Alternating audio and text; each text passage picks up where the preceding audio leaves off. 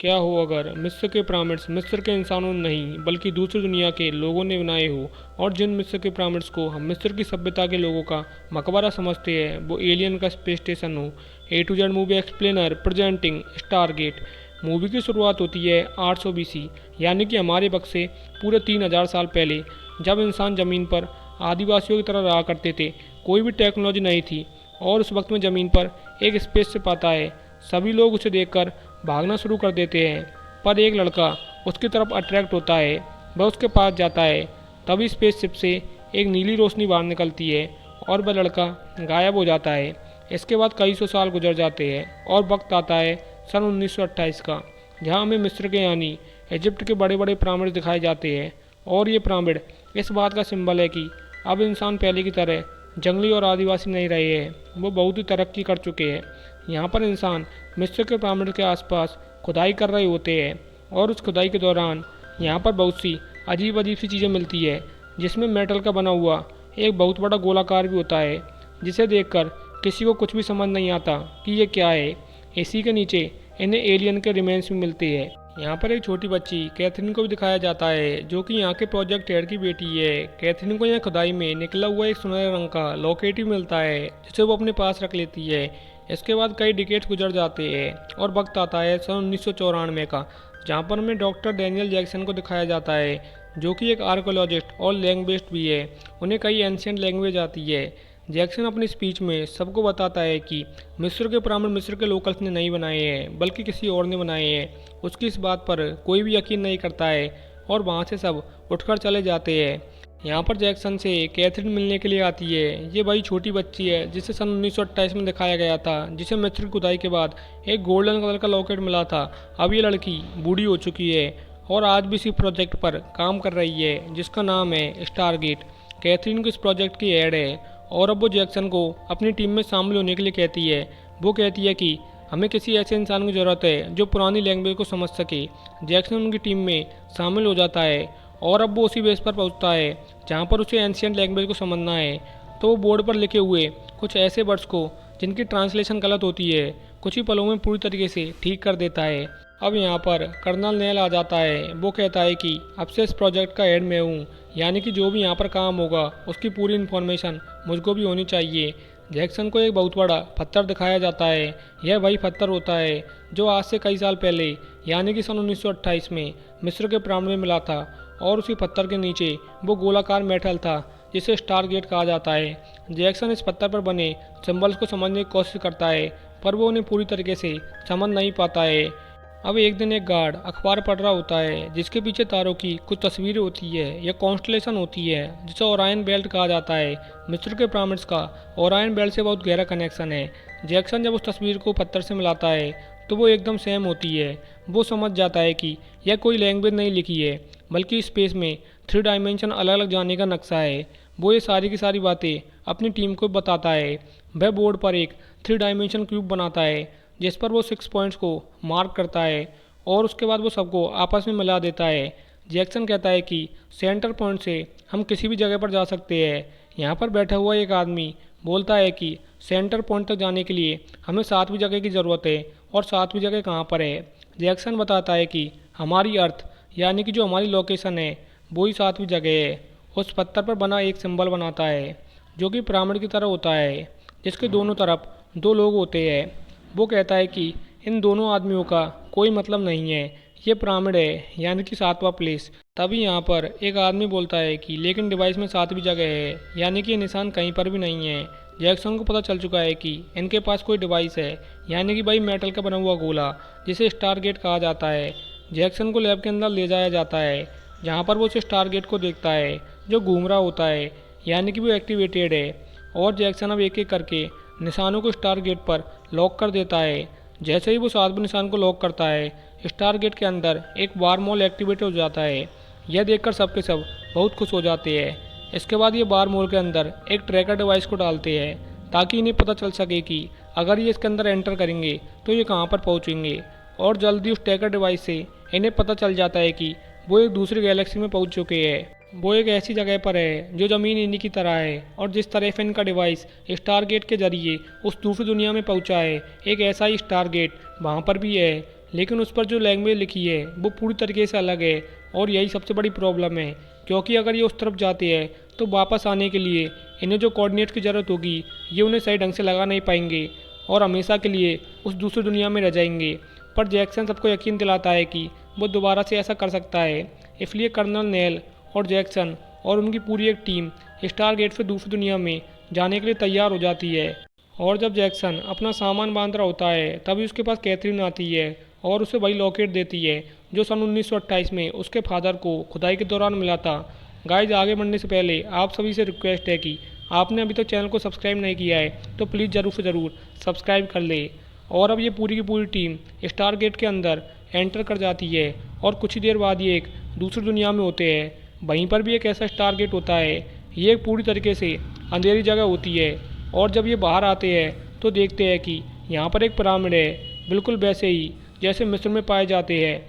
कुछ देर बाद ये सब वापस आने की सोचते हैं। जैक्सन ने सबको बताता है कि जिस तरह से हमारी दुनिया में खुदाई के दौरान निकला हुआ एक पत्थर जिस पर जो निशानों का सीक्वेंस मिला था, जो यहाँ पर आने का रास्ता था, ऐसा पत्थर मुझे यहाँ पर कहीं पर भी नहीं मिला है। और अगर हमें वापस जाना है तो उसी पत्थर को ढूंढना होगा, यानी कि ये निशान सही ऑर्डर में जमाने होंगे, तभी आप दूसरी दुनिया के स्टारगेट तक पहुँच पाएंगे। अब ये सब के सब यहाँ पर फंस चुके हैं, इसलिए सब के सब जैक्सन से नाराज़ होते हैं। एक आर्मी ऑफिसर उसका बैग उठाकर यहाँ से फेंक देता है और जैक्सन जब उस तरफ जाता है तो वो देखता है कि वहाँ पर किसी के पैरों के निशान हैं। वो उन निशानों का पीछा करता है और उसे सामने एक अजीब सा जानवर दिखता है। और जब वो उसके पास जाता है तो वो देखता है कि उसे रस्सियों से बांधा हुआ है, यानी कि एक पालतू जानवर है। तभी यहाँ पर बाकी आर्मी ऑफिसर भी आ जाते हैं। जैक्सन उन्हें बताता है कि ये एक पालतू जानवर है। वो उसकी गर्दन को 3 बार थपथपाता है। दरअसल ये साइन होता है कि आगे चलो। अब वो जानवर भागना शुरू कर देता है। जैक्सन का पैर उसी जानवर से बंधी हुई एक रस्सी में फंस जाता है और वो घसरता हुआ बहुत आगे तक जाता है।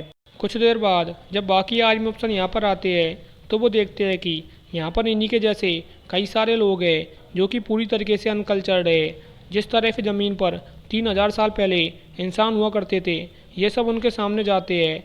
और जब इनमें से एक आदमी जैक्सन के गले में वो लॉकेट देखता है जो उसे कैथरीन ने दिया था, जो सन 1928 में खुदाई के दौरान निकला था, तो ये सब के सब इनके आगे झुक जाते हैं। अब इनका सरदार भी यहाँ पर आ जाता है और इन सबको उस जगह पर इनवाइट करता है जहाँ पर ये सब के सब रहते हैं।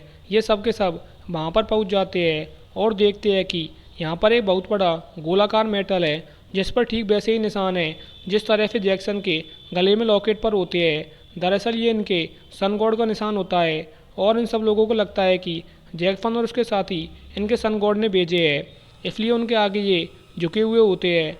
और अब रात को यहाँ पर सभी लोग इकट्ठा होते हैं जहाँ पर जैक्सन को अजीब तरीके पर तैयार किया जाता है, यानी कि एक तरह का रिचुअल होता है।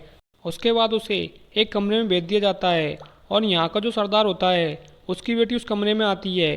वो अपने कपड़े उतार रही होती है, लेकिन जैक्सन उसे मना कर देता है। वो कहता है कि तुम्हें ऐसा करने की ज़रूरत नहीं है।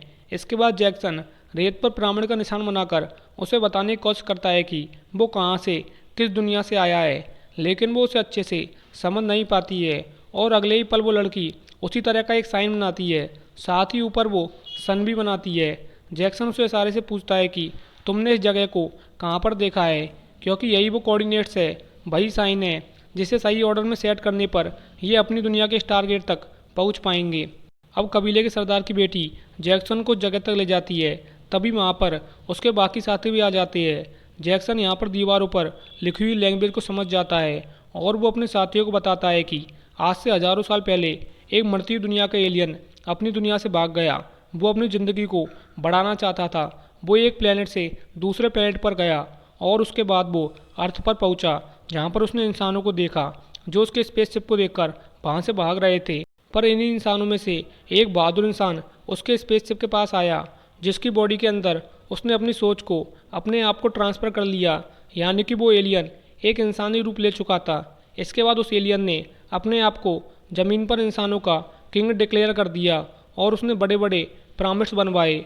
साथ ही साथ जिस स्टार गेट से हम यहाँ पर आए हैं, वो उसी स्टार गेट से ज़मीन से कई इंसानों को यहाँ पर लाए ताकि वो माइनिंग करवा सके, जो यहाँ से एक ख़ास तरह के मिनरल को निकालते थे, जो उसकी टेक्नोलॉजी का सबसे बड़ा सोर्स है।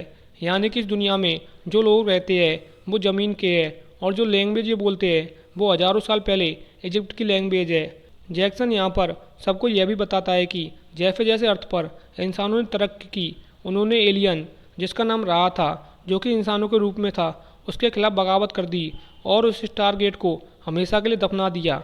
अब इन्हें यहाँ पर वो पत्थर भी मिल जाता है जिस पर वो सारे निशान हैं, जिन निशानों के जरिए ये अपनी दुनिया के स्टार गेट तक पहुँच सकते हैं। पर इसमें जो 7वां साइन होता है वो टूटा हुआ होता है और उसके बिना ये वहाँ तक नहीं पहुँच सकते हैं। वहीं दूसरी तरफ पिरामिड्स में दिखाया जाता है जिसके ऊपर एक बड़ा स्पेसशिप आता है जो हूबहू पिरामिड की तरह होता है और साइज में उससे भी बड़ा होता है। वो ठीक पिरामिड के ऊपर लैंड करता है, यानी कि ये जो पिरामिड है ये स्पेसशिप की लैंडिंग करने की जगह है। इस स्पेसशिप से एलियन निकलते हैं और अंदर जो जैक्सन और नेल के कुछ साथी होते हैं उनमें से 2 को मार देते हैं और 2 को बंदी बना लेते हैं। वहीं अब जैक्सन और कर्नल अपने दोनों साथियों के साथ पिरामिड की तरफ निकल पड़ते हैं। साथ ही कबीले के सरदार की बेटी जिसे जैक्सन के लिए ऑफर किया गया था वो अपने साथियों के साथ इनका पीछा कर रही होती है।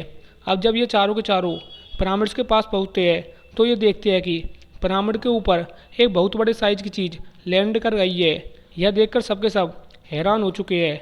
ये अंदर आते हैं, तभी यहाँ पर कुछ एलियंस आते हैं और इन दोनों को पकड़कर दूसरी जगह पर ले जाते हैं जहाँ पर एक और एलियन होता है जिसको देखकर यह साफ साफ पता चलता है कि ये इन सब का लीडर है जिसका नाम राह होता है, जिसे इस दुनिया के लोग गॉड मानते हैं। राह अपनी जगह पर बैठ जाता है और उसके चेहरे पर जो नाकाब होता है वो उस नाकाब को हटाता है। ये वही लड़का होता है जो आज से 3000 साल पहले यानी कि 800 BC में ज़मीन पर उस एलियन शिप के साथ गया हुआ होता है जो ज़मीन पर आया था। और उस स्पेस शिप पर जो लड़का था उसने एक एलियन की बॉडी पर कब्जा कर लिया और आज भी यह उतना ही जवान होता है जितना 3000 साल पहले। और ये इस दुनिया का गॉड है जिसे यहाँ के लोग राह के नाम से जानते हैं और इसके पास सिर्फ इंसानी बॉडी है। ये सोल और दिमाग से कहीं से भी इंसान नहीं है, ये एक एलियन है। राह जैक्सन के सामने आता है, वो कहता है कि तुम्हारा दोस्त यहाँ पर न्यूक्लियर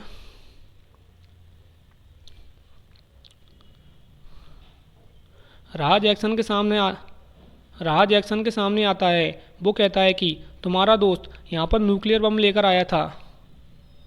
राह जैक्सन के सामने आता है, वो कहता है कि तुम्हारा दोस्त यहाँ पर न्यूक्लियर बम लेकर आया था और कल जिस स्टार गेट से तुम यहाँ पर इस दुनिया में राह जैक्सन के सामने आता है, वो कहता है कि तुम्हारा दोस्त यहाँ पर न्यूक्लियर बम लेकर आया था और कल जिस स्टार गेट से तुम यहाँ इस दुनिया में पहुँचे हो उसी स्टार गेट से इस न्यूक्लियर बम को तुम्हारी दुनिया में भेजूंगा और मैं अपनी टेक्नोलॉजी से, अपने मिनरल से इसकी पावर को 100 गुना ज़्यादा बढ़ा दूंगा ताकि तुम्हारी पूरी दुनिया ख़त्म हो जाए। जैक्सन पूछता है कि तुम ऐसा क्यों करना चाहते हो। वो कहता है कि मैंने इस दुनिया को बनाया है, मेरी वजह से तुम्हारी दुनिया ने तरक्की की है और अब मैं ही उसे ख़त्म करूँगा।